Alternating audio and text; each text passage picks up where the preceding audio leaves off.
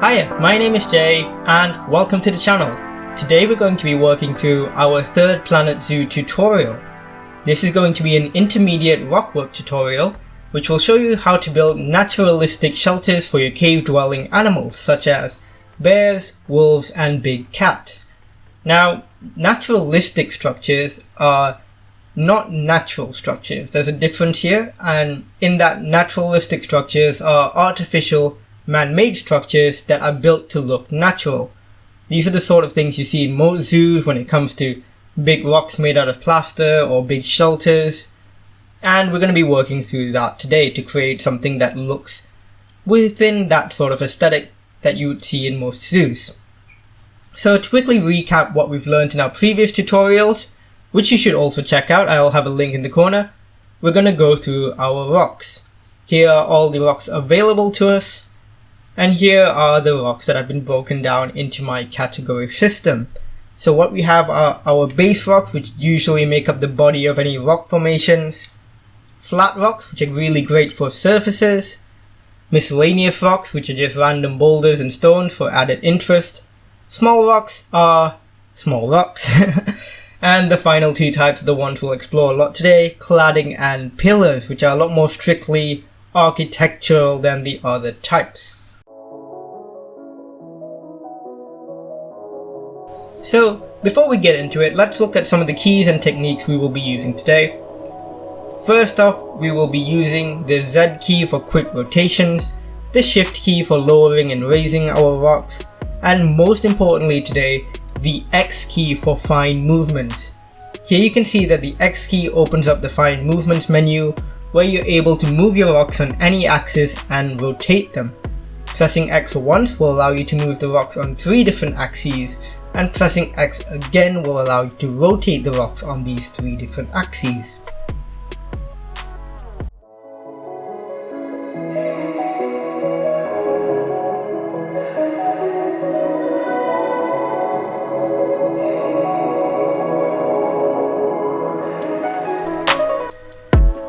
For the first cave that we will be building, we're going to be making use of mostly flat rocks, cladding and pillars to build a simple naturalistic cave with a skylight. So to get started, let's use our flat rocks to create the walls of our cave. Cave walls are rarely 90-degree angles, so always use X to rotate your flat rocks at a slight angle to the ground.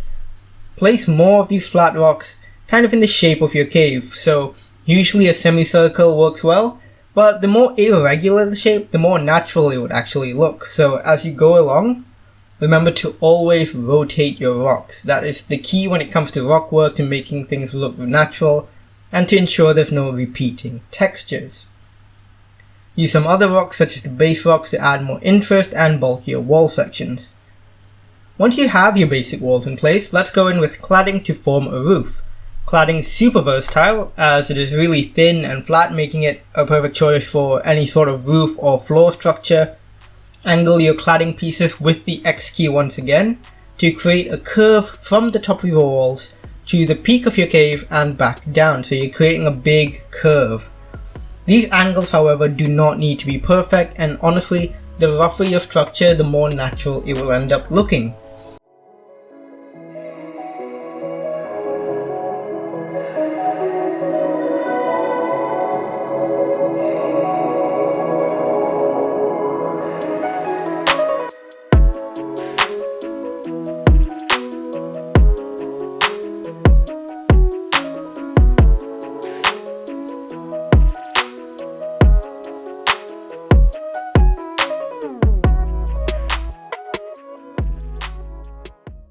Continue placing your cladding until you're satisfied with your roof. Here I've left a skylight because it looks quite nice and allows the animals to get some sunlight while having shelter.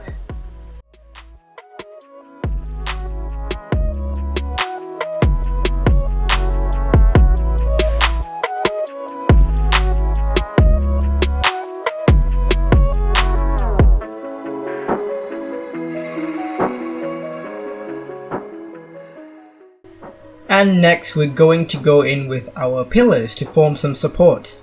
While these are not strictly natural looking, they don't look quite like stalagmites or stalactites in real life caves, they look more naturalistic as we discussed earlier, and they look really good as supports to hold up the roof.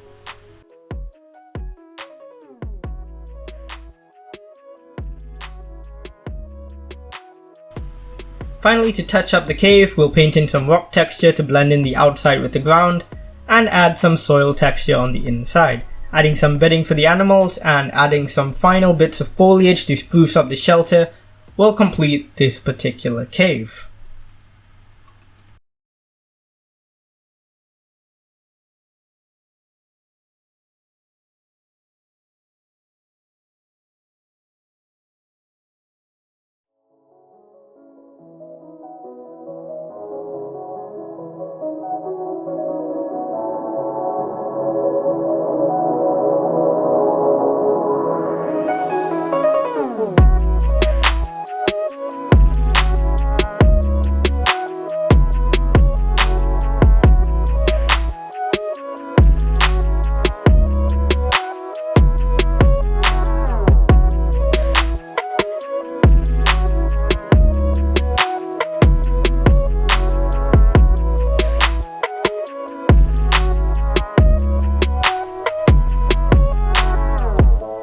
Now for our second cave, what we're going to be doing is working with some terrain shifts to create a more subtle curve for the top while allowing animals to have a bit more of a sunken shelter. So first, dig out a shallow pit, smooth out one edge with the raise/lower terrain tool and the smooth tool as an entrance for your animals. Once you are satisfied with the size and shape of your pit, start adding base rocks around the outer edge.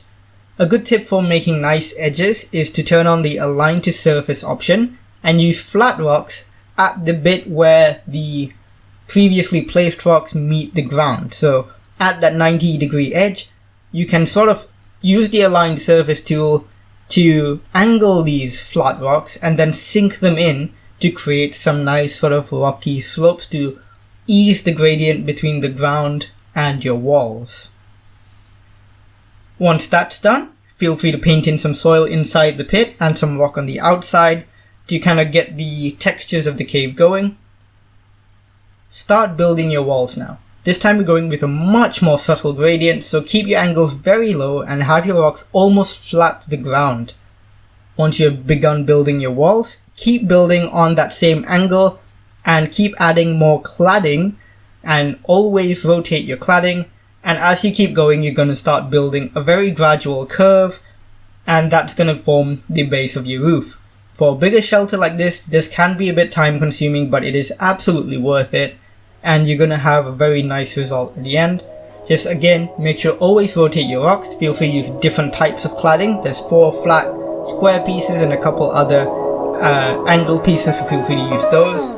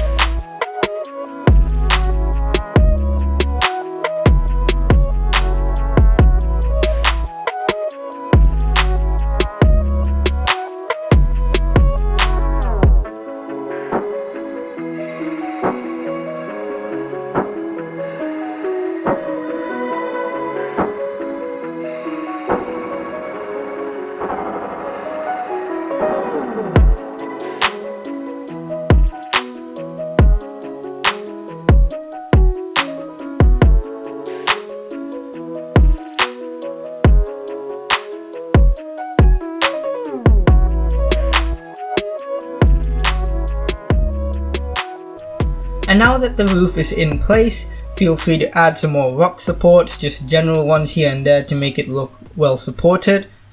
And another technique we can use here for more interest is to use rocks from a different but similar biome to enhance the build.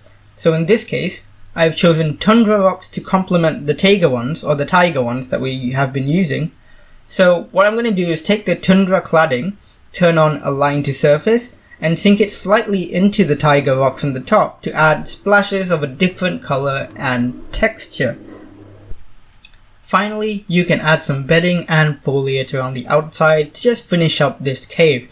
Feel free to add some foliage peeking up between the cladding pieces, because plants do love growing between rocks, and add some trees, or even some fallen trees would look quite nice, just like we did with the previous one.